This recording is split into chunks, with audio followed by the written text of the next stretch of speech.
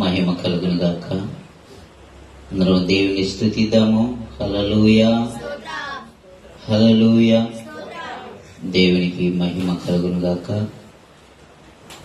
అందరికీ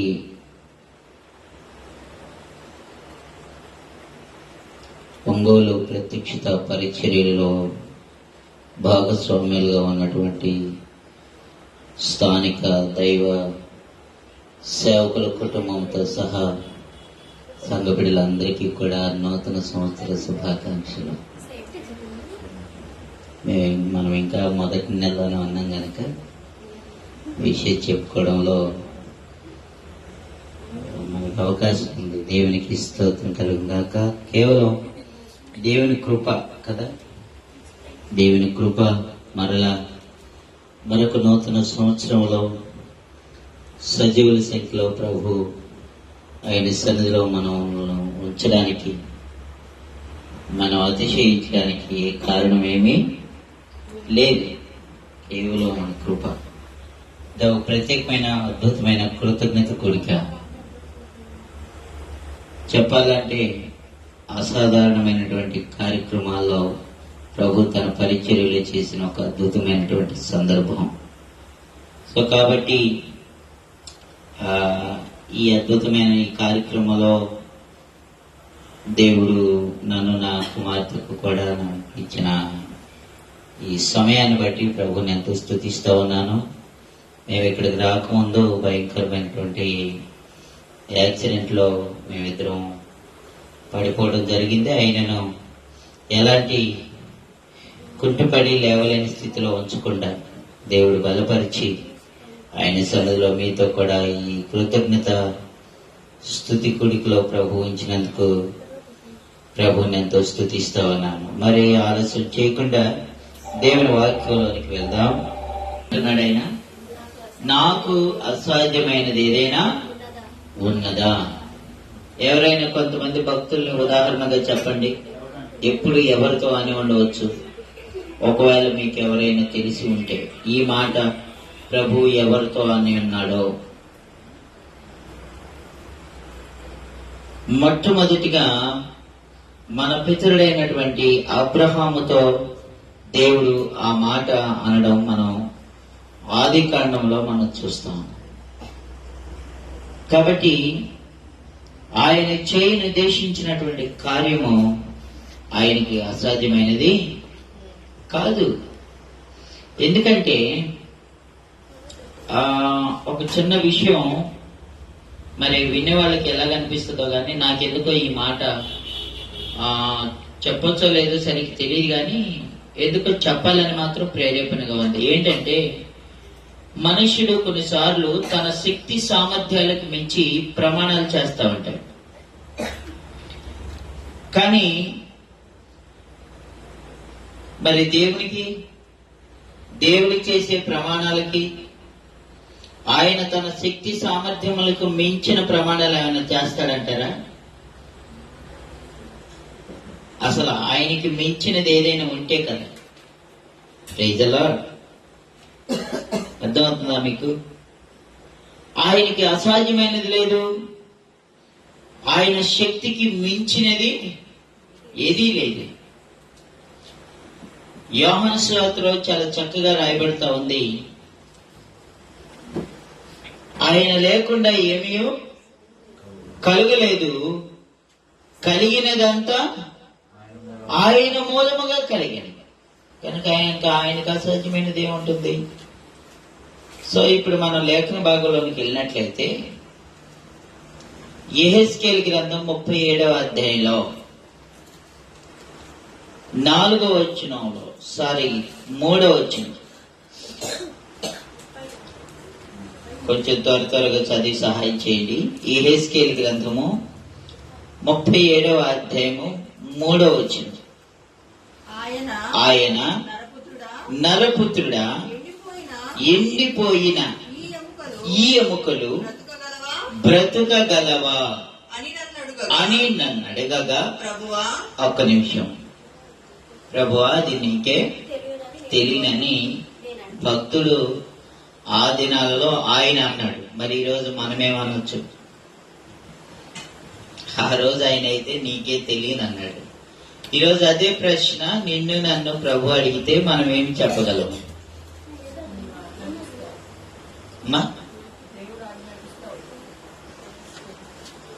ఇక్కడ ఆయన ఏమి ఆజ్ఞ ఇచ్చినట్లుగా ఏమి లేదు.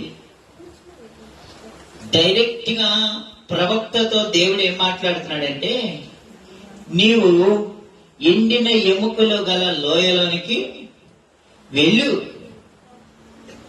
వెళ్ళిపోవడమే. నువ్వు ఇంకా ఎప్పుడైనా సరే ఒక విశ్వాసి లేకపోతే ఒక దైవజనుడు ఎవరైనా సరే, దైవజనుడు కూడా విశ్వాసంతోనే కదా జీవిస్తాడు. కనుక విశ్వాసము కలిగినటువంటి వాళ్ళు ఎవరైనా సరే సొంత నిర్ణయాలు తీసుకునే దానికంటే ముందు ఆలోచన చేయవలసినటువంటి సంగతి ఏంటంటే, నా ఆధ్యాత్మికమైన స్థితిలో నీ కొరకు జీవించడంలో ఒక సంకల్పమును బయలుపరచమని అడగాలి. Praise the lord.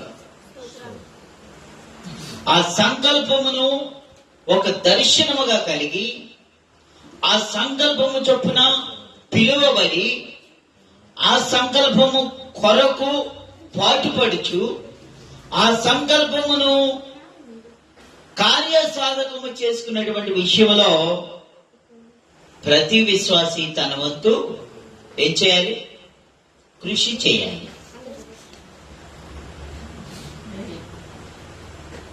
ప్రార్థనలో గడపాలి. అవసరమైతే ఉపవాస ప్రార్థన చేయాలి. సంపూర్ణ రాత్రి ప్రార్థన చేయాలి. సంపూర్ణ దినము ఆయన సన్నిధిలో గడిపేటువంటి సమయం కొరకు వేచి ఉండాలి. ఉద్దేశం ఏంటి?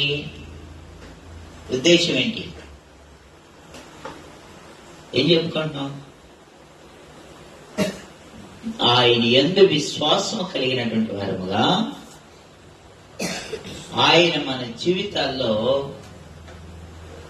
ఏ పిలుపుతోనైతే పిలుచుకున్నాడో ఆ పిలుపును ఒక దర్శనముగా మనం కలిగి మన జీవితాల్లో కార్యాలు చూడాలి అంటే ఖచ్చితంగా మనం అలాంటి తీర్మానము తీసుకోవాలి.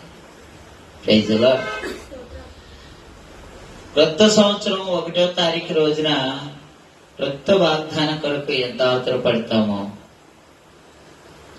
ఆపద వచ్చినప్పుడు ఆపద మొక్కుల కొరకు ఎంత ఆందోళనకరంగా ప్రభు యొక్క సహాయం కొరకు ఎదురు చూస్తుంటామో, కీర్తనకారుడు అంటున్నాడు,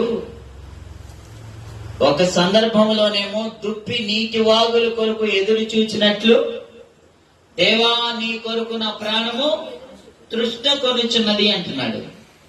మరొక సందర్భంలో అంటున్నాడు, కావలి వారు ఉదయం కొరకు కనిపెట్టుట కంటే మరి ఎక్కువగా నీ కొరకు నేను ఎదురు చూస్తున్నాను అంటున్నాడు. సో దీని అంతర్భావం అంతా ఏంటి అంటే, ఒక విశ్వాసి దేవుని యొక్క ఆ సంకల్పమును గుర్తించి ఆ కార్యం యొక్క నెరవేర్పు కొరకు అంతగా ఎదురు చూడవలసిన అవసరత ఎంతైనా అవసరం. ఒక ప్రవక్త, గొప్ప ప్రవక్త, దేవుని చేత పిలువబడ్డాడు, అభిషేకించబడ్డాడు, ఏర్పాటు చేయబడ్డాడు. ఉన్నపల్లంగా రాత్రికి రాత్రి మాట్లాడుతున్నాడు దేవుడు, నువ్వు తెల్లవారేటప్పటికి ఎక్కడుండాలా? ఎండిన ఎముకలు గల లోయలో ఉండాలా. ఎండిన ఎముకలు ఎక్కడ ఉంటాయమ్మా? శ్మశానంలో. శ్మశానంలో ఉంటాయి. ఇంకా అక్కడ ఆలోచించడానికి ఏముంది? ఎముకలు బయటకు కనబడే అంత పరిస్థితి అయితే ఉండదు, కానీ ఒకానొక దినాలు అప్పట్లో ఉండేది అలా. ఎందుకు అప్పట్లో ఇప్పుడు ఉండవు. అప్పుడు ఎందుకు ఉన్నాయి అంటే, అప్పట్లో యుద్ధాలు చేసినటువంటి సందర్భంలో యుద్ధంలో చనిపోయినటువంటి వాళ్ళందరూ ఎక్కడ వాళ్ళు అక్కడే ఉండిపోతారు. కాబట్టి వారు అలాగే మట్టి పాలైపోయి వారి చర్మము, నరములు, కండములు అన్నీ సీకిపోయిన తర్వాత మిగిలేది ఏంటిది? ఎముకలే. ఉన్నట్టుగా ఉండి దేవుడు అక్కడికి వెళ్ళిన తర్వాత ఏం చూస్తున్నావు? మ్యూజియం చూస్తున్నావా, బీచ్ చూస్తున్నావా అని అడుగుతున్నాడా? ఏమడుగుతున్నాడు ఆయన? ఎండిన ఎముకలు బ్రతకగలవా? కొన్నిసార్లు దేవుని బిడ్డలుగా మన జీవితాల్లో మనం ఎదుర్కొనే ఛాలెంజెస్ ఎలా ఉంటాయి తెలుసా? దేవుని అడగడానికి కూడా అనుమానించేటువంటి పరిస్థితి. విశ్వాసం ఉంటుంది, మళ్ళా అది ఎక్కడ ఉంటుందో తెలియదు. కొన్నిసార్లు పెద్దోళ్ళు ఏదో సామెత చెప్పినట్టు మెదల్లో ఉంటుందో మోకాల్లో ఉంటుందో కానీ విశ్వాసం ఉంటుంది. కానీ దేవుని అడగడానికి సాహసం చేయలేము. ఆయన ఏమంటున్నాడు? అడుగుడి, ఏమిస్తాడు ఆయన? ఉదయం 9 గంటలకు టిఫను, మధ్యాహ్నం 1 గంటలకు భోజనం, రాత్రి 9 గంటలకల్లా మంచి వేడి వేడి టిఫను. అది అడగమంటున్నాడా? అడుగు ప్రతి వానికి ఆయన నిశ్చయముగా ఏమిస్తాడంట? తన ఆత్మను ఇస్తాడు. దేవునికి మహిమ కలుగును గాక.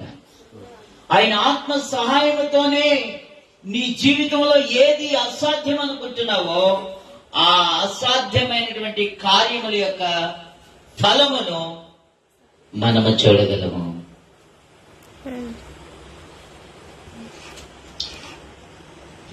ఇంకొంచెం ముందుకు వెళ్దాం. అదే మాట మరొక చోట మనం చూస్తాం. యోహాను సువార్త 21వ అధ్యాయం అనుకుంటారు, చూడండి. యోహాను సువార్త 21వ అధ్యాయము 16వ వచనం. మరలా ఆయన యోహాను కుమారుడైన సీమోను, నన్ను ప్రేమించుచున్నావా అని రెండవసారి అతనిని అడగగా అతడు, అవును ప్రభువా, నేను నిన్ను ప్రేమించుచున్నానని. ఎన్నిసార్లు అడుగుతావయ్యా? అడిగిన మాటే అడుగుతావు.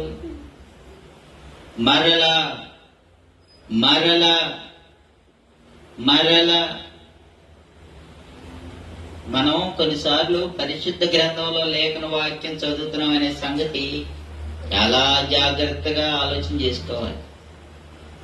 కొంచెం అక్కడ మనుష్యుల ఆలోచన ఉపయోగించి పెడద్రంగా మాట్లాడుకోకూడదు కదా. ఒక ఇద్దరు మనుషుల మధ్య సంభాషణ గురించి మనం మాట్లాడుకుందాం.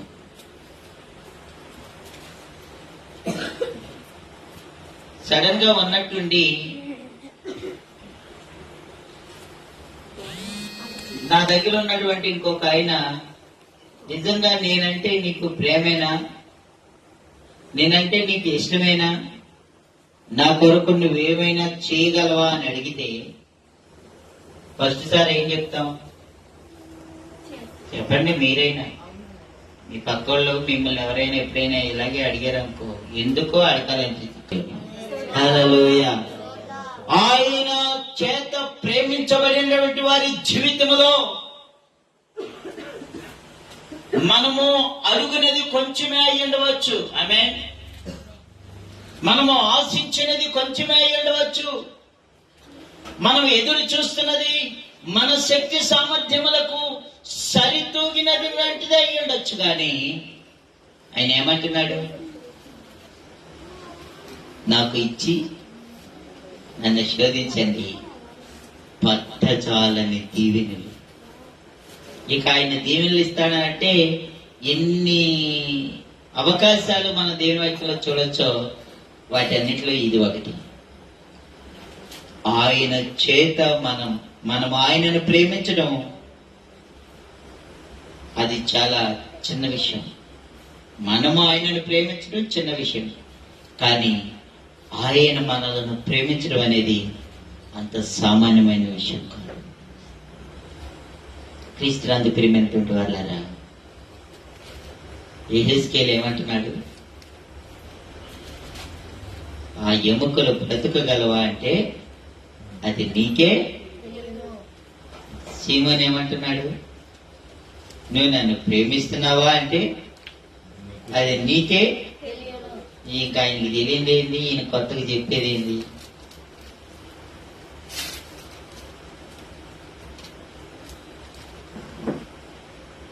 అంటే ఆయన మన నుండి ఏదో ఒక నూతనమైనటువంటి అనుభవము ఆశిస్తున్నాడు మన ప్రభు అయిన యేసుక్రీస్తు. దేవునికి స్తోత్రం కలుగును. ఏం ఆశిస్తున్నాడు? కొత్తగా ఏం ఆశిస్తాడు? ప్రతి ఆదివారం ప్రార్థనకు వస్తున్నాం, నెలవారి ప్రార్థనకు వస్తున్నాం కదా, మొక్కుబడి కానుకలు ఇస్తున్నాం, ఉపవాస ప్రార్థనలు చేస్తున్నాం, సంవత్సరం సెమినార్స్లో అంతా మా వంతు పరిచర్యలు చేస్తున్నాం. ఇంకేం ఆశిస్తారు ఆయన మా దగ్గర? ఎవరు? పాస్టర్ గారి గురించి కాదు అక్కడ. మన ప్రభు అయిన యేసుక్రీస్తు మన నుండి ఏమి ఆశిస్తున్నాడో మనం దాని కొరకు చూడాలి. చూద్దాం, కొంచెం ముందుకు వెళ్దాం.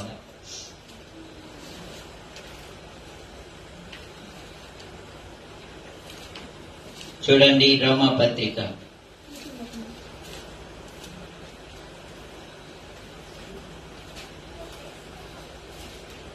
8వ అధ్యాయం 28వ వచనం. దేవుని ప్రేమించు వారికి అనగా ఆయన సంకల్పము చొప్పున పిలువబడిన వారికి మేలు కలుగుటకై సమస్తమును సమకూడి